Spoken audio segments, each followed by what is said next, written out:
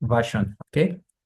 So once again, my name is Dr. Olakune Elijah, and I'm sure some of you already know me based on my first introduction from last webinar.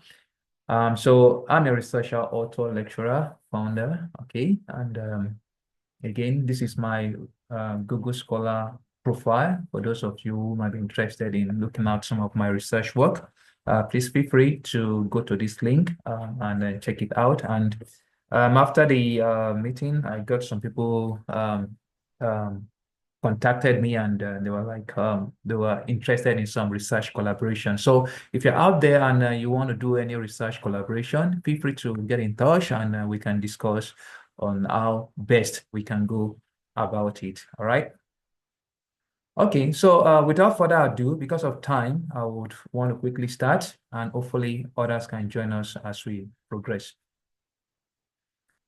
Okay, so this is the outline for today's webinar. So we'll look at the futures of home security system, how to design and build home security systems. We'll look at the block diagram of the home security system, circuit diagrams, and we'll look at the firmware. We might not be able to cover all of that today, but hopefully in the subsequent webinar, that's next week, Tuesday, God willing, would go through the development of the firmware step by step so that everyone should be able to build his own security system, right? That is, write his own MicroPython code to program the microcontroller. Then there was a question from last webinar on how to purchase some of these devices. So again, I'm going to provide some information regarding that later on.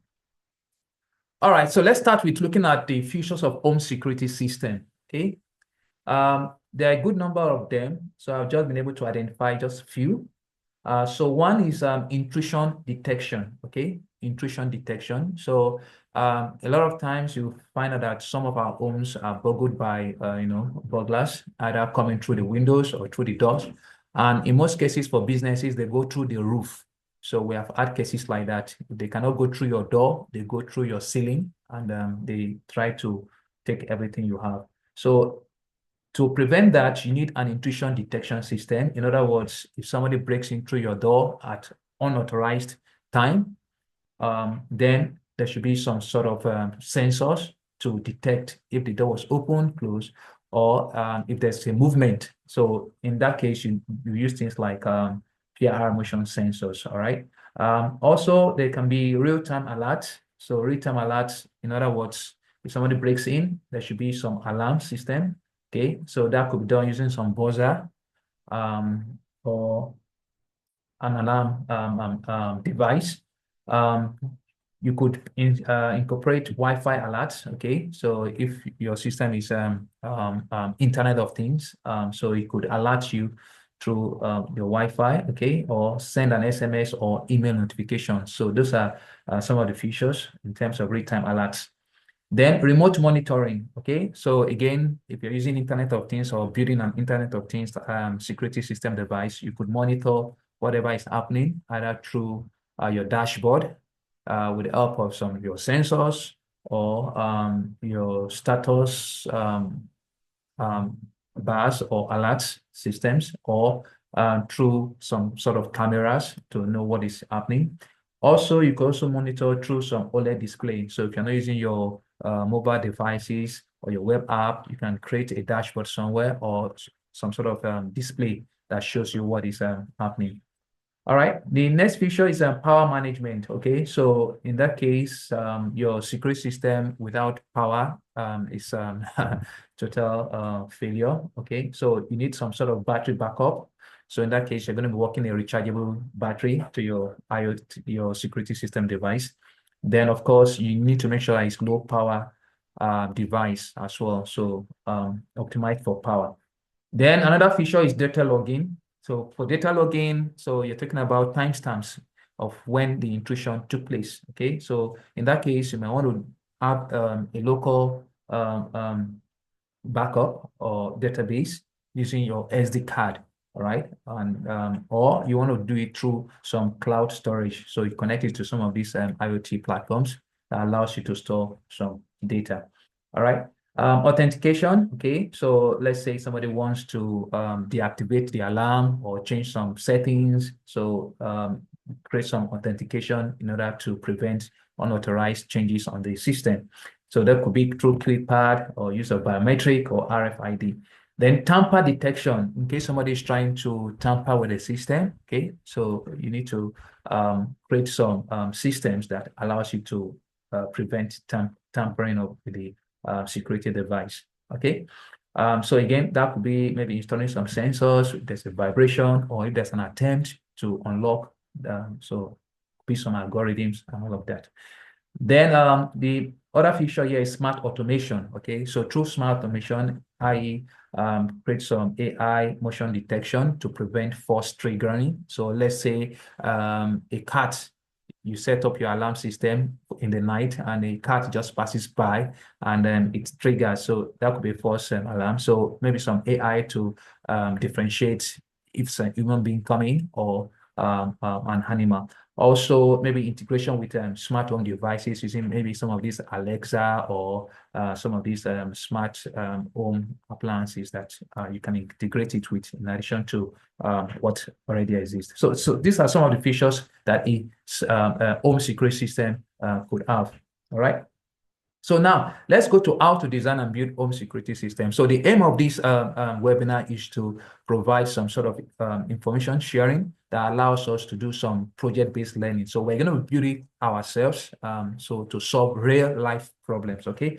So in order for us to do come up with design, so I've just identified just some basic things that we could do. All right. Maybe if you want to do something much better, then maybe after this version, you can go and build yourself. So in terms of intrusion detection, so maybe we're looking at maybe monitoring one door, monitoring a window, maybe one window in this case. And then maybe we are monitoring the outside security, maybe towards a gate or part of the building. Okay. So in that case, we need some sensors like the magnetic switch. I will show you later on. PR motion sensor. Okay. Is also needed to detect movement of people. Okay. Then for real-time alerts, so we need alarm system. So in that case, we need some passive buzzer. So passive buzzer in this case, so that we can create different kinds of sounds. Okay. So if there's an intrusion through the window, we know that it will generate a particular kind of sound. If there's an intrusion through the door, it will generate a particular kind of sound.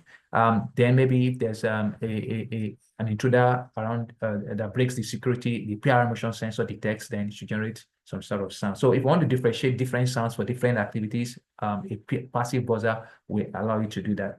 Then in terms of remote monitoring, in this case, can have a display system that displays the status of whatever is happening. So in this case, we're using an OLED, organic light emitting diode. Then, okay, there's somebody has hijacked our system. Let me see if I can find the person.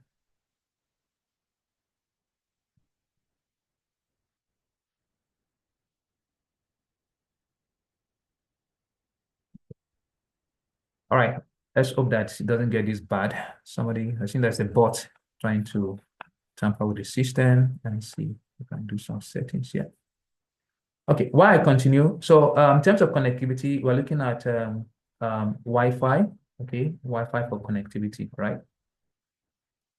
Then let's look at how to design and build a home security system. So first, we need to choose a microcontroller of our choice. So remember, in this case, we're looking at using the Raspberry Pi Pico variants. So I talked about it in our last webinar. All right, so we have the Raspberry Pi Pico, Pico 2W, Pico W, and Pico 2W, okay? Oh, this Pico 2, not W, all right? So it depends on you. If you are going to be doing a system so that it has some Wi-Fi connectivity, that is, you want to deploy IoT later on, then you could use either the Pico W or the Pico 2W. But if you just want to do it without Wi-Fi connectivity, just a simple system, then you can use any of these Raspberry Pi Pico microcontroller. So you choose your Raspberry Pi Pico microcontroller. Then next thing is do your pin mapping. That is, which components are you going to be connecting to the pins of the microcontroller. I'll talk about that later. Then you build the hardware. We develop the firmware. test and evaluate the system. So here's a prototype of building. So if you want to build by yourself, you buy your very board, get all the components, your wires, you connect. So these are the various components, the SD card, the magnetic door and window sensors, the OLED display, the real-time clock. So real-time clock is for you to stamp different intrusion activities, okay? And then your system could be something like this, so that at the end of the day, you just connect your wires to all the sensors and attach them to wherever they want to be in the building. Okay, let's move on. So in terms of block diagram, so this is the block diagram. We're looking at having a power supply system with a backup battery, SD card module, real-time clock module, your microcontroller itself, window sensor, door sensor, alarm system, motion detector, and OLED display. All right, so let's look at how the circuit diagram looks like. So a typical circuit diagram will look something like this, all right? So you have your OLED, okay? So this is your OLED.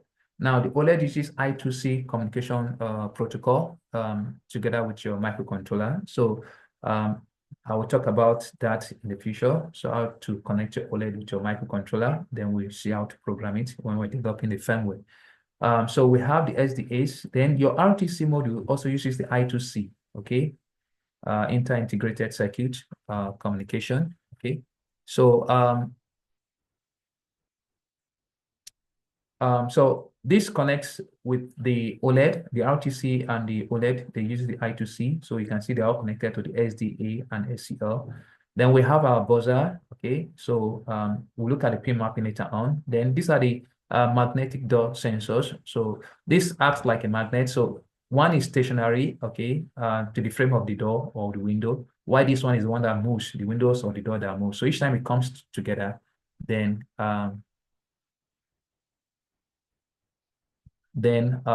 it sounds maybe an alarm, however you configure it. Then this is your PIR motion sensor, okay? So this PIR motion sensor is the one that detects movement of people and all of that. Then this is the SD card module. So your SD card module, you can see the SD card there. So all your data logs can be saved on the SD card module. So this is a typical circuit diagram for your security system.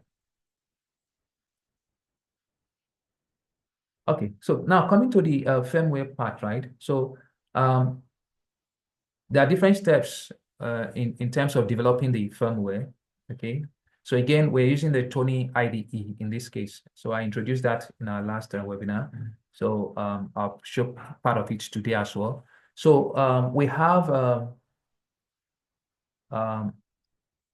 different steps to go about it. First is to import all necessary libraries. So you need to import all necessary libraries, okay? Then next thing is for you to configure your GPIO pins, okay? So you configure your GPIO pins. Then next is you begin to do a modular, what they call modular design, okay? So first you write a code to connect your OLED to your microcontroller. You test it and to see if it's working. Then the next is you write a code to test your SD card communicating with your microcontroller. You test it. If it's okay, that's fine. Then you do the another code for the RTC clock. You test it and see if that's okay. Then next you do the code for the buzzer. You test it and see if that's okay. Then you do the PR motion sensor as well. Then you also do the door sensor. The reasons why you do this modular design is to allow you to be able to troubleshoot, so that in case any section of your code is not working, you should be able to test, okay? So because sometimes it could be hardware problem, sometimes it could be software problem. So for you to clarify, it's better to do what they call modular design rather than writing the whole code for everything at once. Then it becomes very difficult to actually work on, okay? So let's look at it this way. So first is the pin mapping, right? So before you start, you have to do your pin mapping, all right? So in this case, you're looking at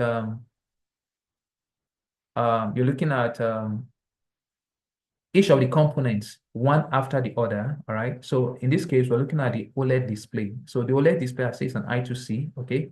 And the in this case, we're using the DS107 real-time clock. Okay, so the real-time clock, the function of the real-time clock is for it to retain the clock for the device, so that in case even the device goes down, the real-time clock is still working. So it stores the current time, right? So that you don't have to reset your time every time the system goes down. All right. So just like our computers, we have some backup, some CMOS batteries that allows it to retain the time of the current time, even if the battery goes low. So similar situation here. So all of these are I2C, so they are connected to the GP0. So GP0 is SDA, and GP1 is LCL of the microcontroller, right? Then we have the SD cards. So the SD card module has several pins that's being used. One is the MOSI, MISO, CS, and SCK. Again, in the future, I will talk about how the MOSI, MISO works. It's a protocol, which is the SPI communication protocol. All right. So for that, you allocate GP11, GP12, 13, and GP14. Okay. Then the next is the window sensor. All right. So in this case, we allocate GP22. Where's GP22? GP22 is here. And the buzzer, GP28. Okay. Again, it's up to you. You can decide to use any of the other GPIO pins. But when you're talking about the MISO, the I2C, there are standard pins that you need to select in order for it to work. Otherwise, it's not going to work. All right.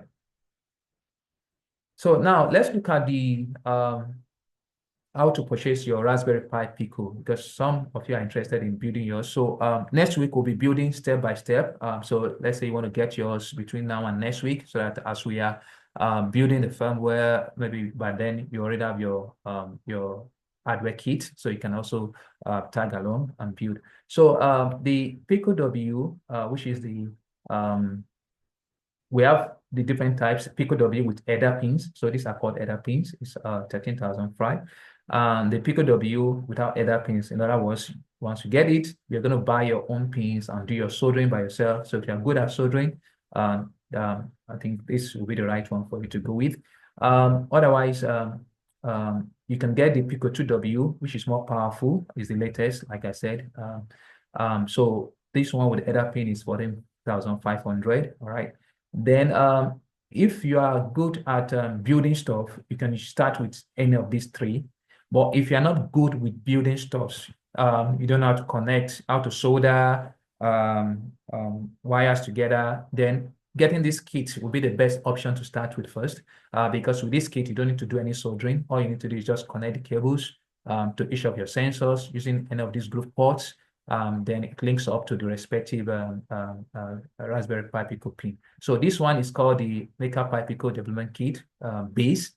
Base meaning you can insert any of these, buy any of these Raspberry Pi Pico microcontroller and insert it into the base, and it works perfectly well. Otherwise, there's a cheaper version that allows you. So this just comes with the Raspberry Pi Pico, all right? So it's already soldered on board. You cannot remove it. It's attached to the board, okay? But this does not come with a Wi-Fi module. So if you want to do anything else to do with Internet of Things, then you have to buy a Wi-Fi module, ESP01, to attach to this particular port here. All right. Then, of course, if you already have your USB cable, it's a normal USB data cable, data and power cable. So you could also get that. So if you want any of these components, you can get them from this WhatsApp link or this WhatsApp number. Okay. So it's just 08136394461. If you contact that number, tell them you're interested in all of this, then of course they will guide you on how to get your copy. All right. Okay. So now let's go into the firmware aspect before I open the time for questions and answers. So I'll just introduce the firmware part just very quickly. So just 1 second. So again, for those of you who were absent last week, so all you need to do is for you to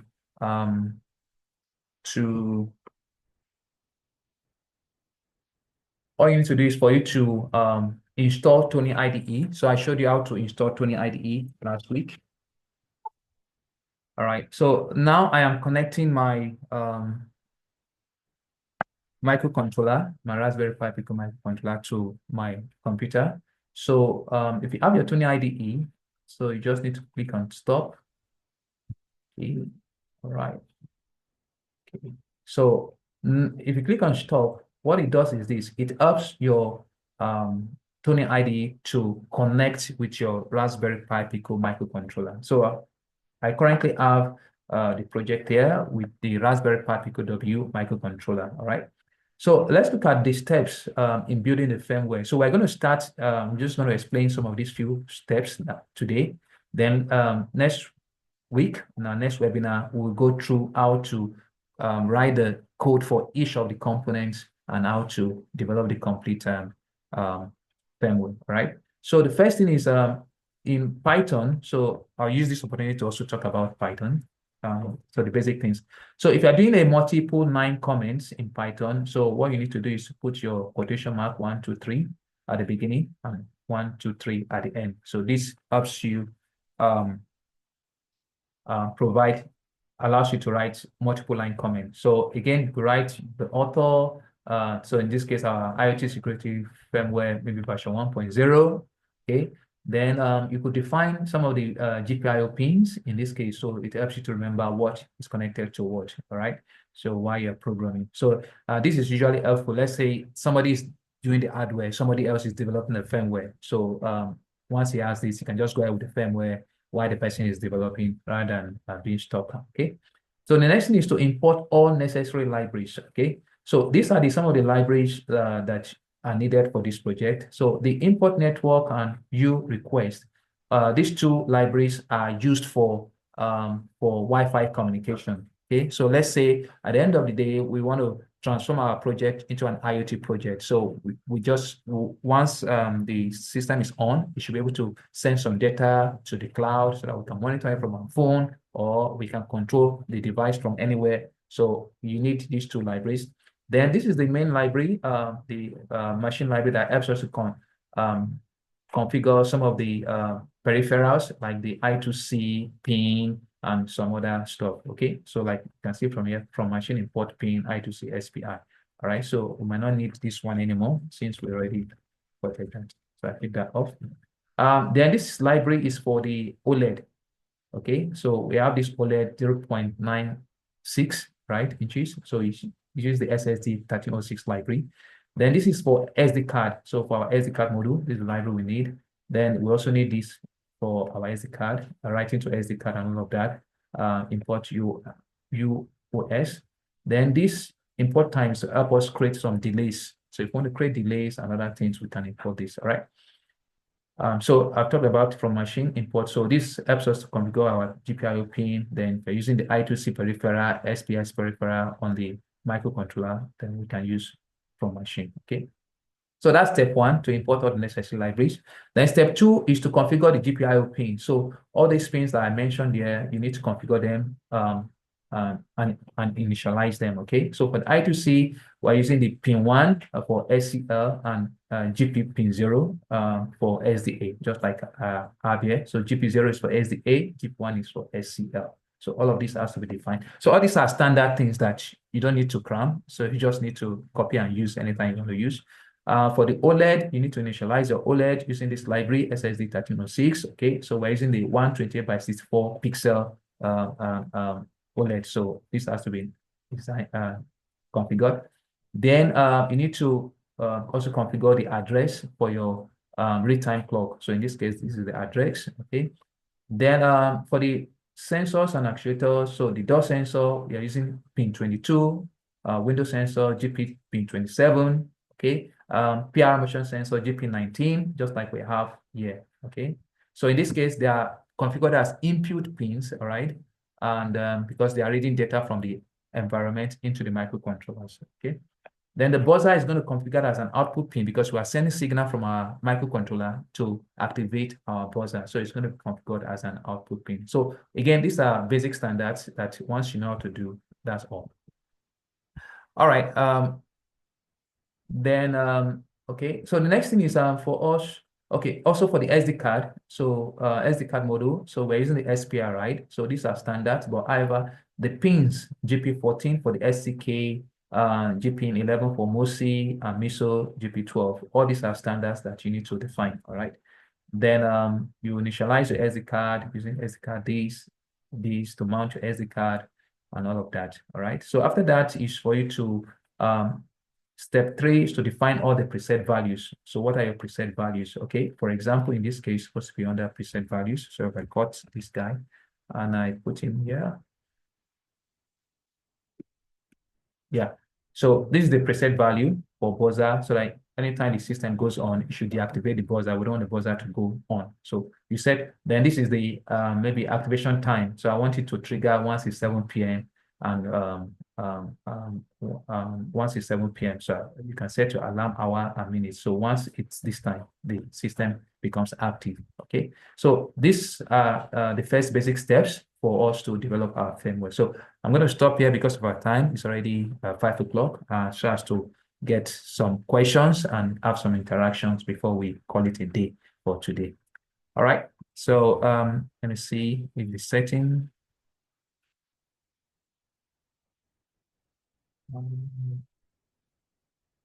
So at this point, if you have any questions, we can just let me see your participants. Okay.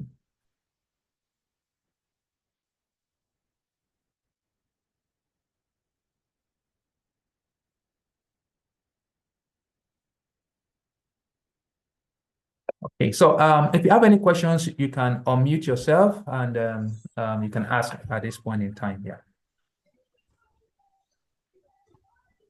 Good evening, sir. Good evening, Prof. Hello, Prof. Good evening. Good evening, sir. Please, I need more information about this pin mapping. This what?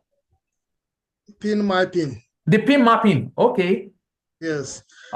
Is there any way, any simple way somebody can go and gather that, or I need more information, please. All right. Okay. Even though there is time constraint. Okay. Let me quickly explain on that pin mapping. So pin mapping is number one, you need to know how the let's go back to the slide. Okay. Sorry, let me put my question straight forward. Okay. Yeah. Is there anywhere I can get maybe the circuit arrangement then for me to know the pin mapping, as you have said, some GP1 to something till the end? You can choose anyone. You are free to choose GP1 or 2 for so thing. Is it? So if I am able to get the circuit diagram, can I go ahead and anyway, I need more information about it. All right. So I think I get your point. So let's say you want to know which component to connect to which of the GPIO pins of the microcontroller. Exactly. Right? Yeah. Exactly. So that comes with experience, right? So for now, it's easy to just look at it this way and say, okay, SDA. But so what I want to do from in the next webinar, so I'll be handling each of the components one after the other, so that you know which pin to connect to. All right. So like this GP0, GP1, if you look at the pin configuration of the complete pin configuration, you will see things like SDA, SCL, and all of that. So you need to understand all those basic things first before you can do your pin mapping. Yeah. Thank you very much for that. If you can do a dedicated video on the microcontroller itself, so that we'll know all the pin assignments, it will be very good. All right. Thank you. Thank you, sir. Thank you. Yep. Anybody else? Thank you, sir. Good evening, sir. Yeah, good evening. Good evening, sir. Good evening. Please, maybe you can just introduce yourself. I'm Uzama Farouk. Okay, nice to meet you, Farouk. Yep.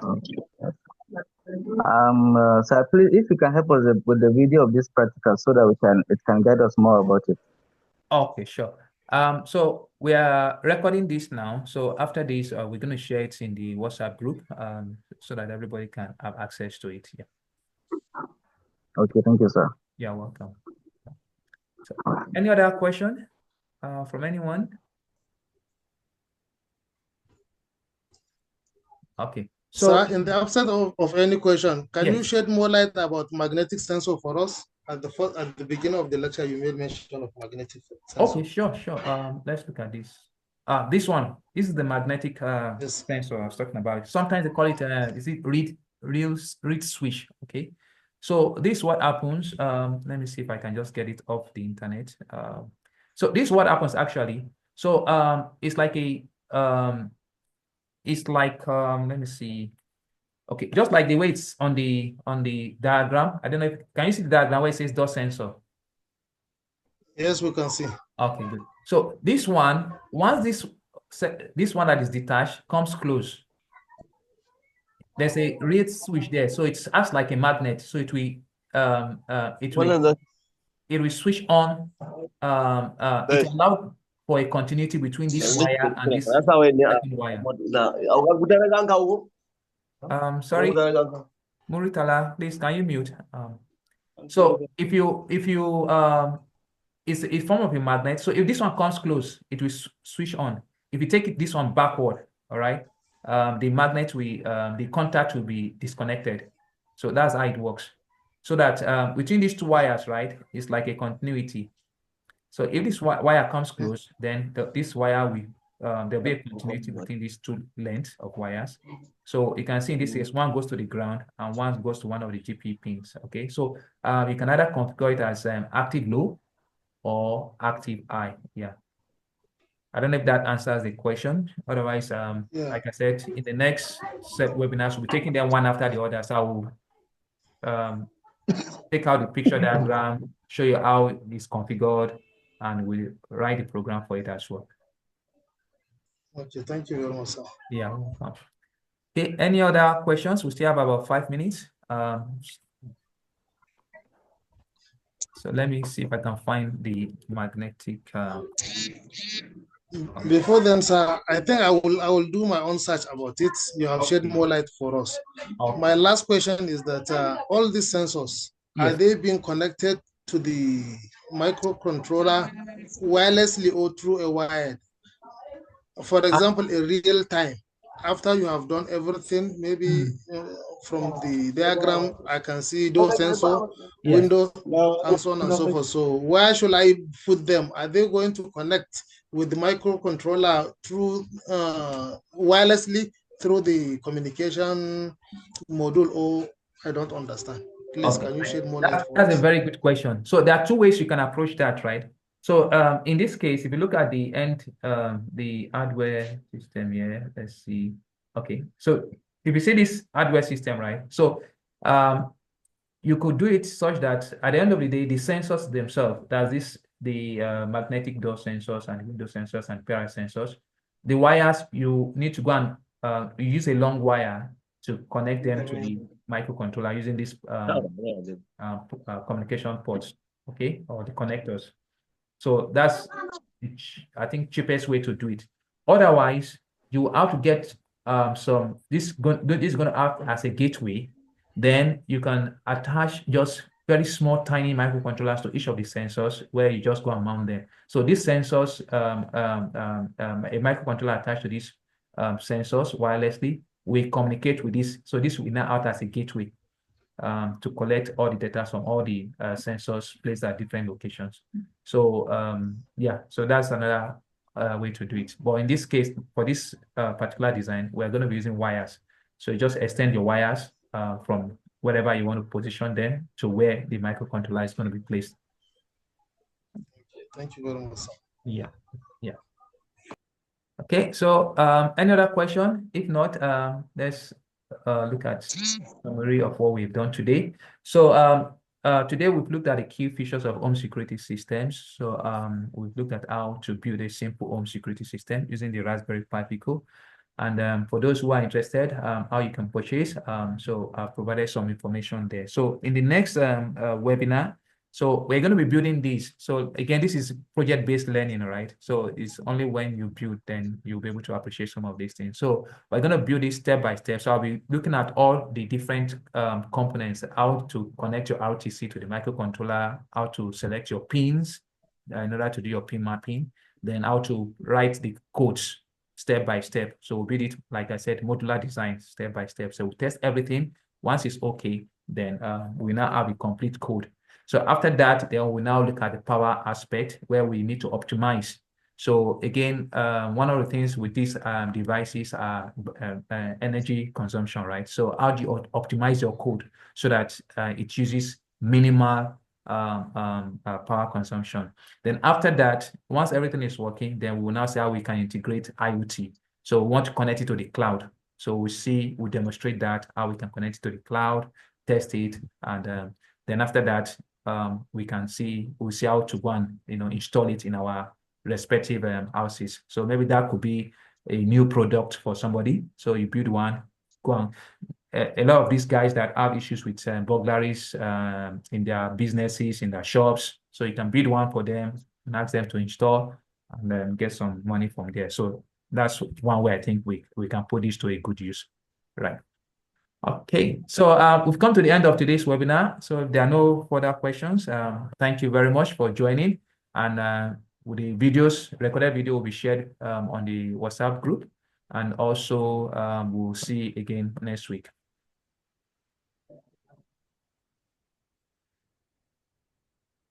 Thank you and bye. Yeah. Thank you, sir. You're welcome. Thank you. Thank you very much, Prof. You're welcome, Prof. Thank you. Bye.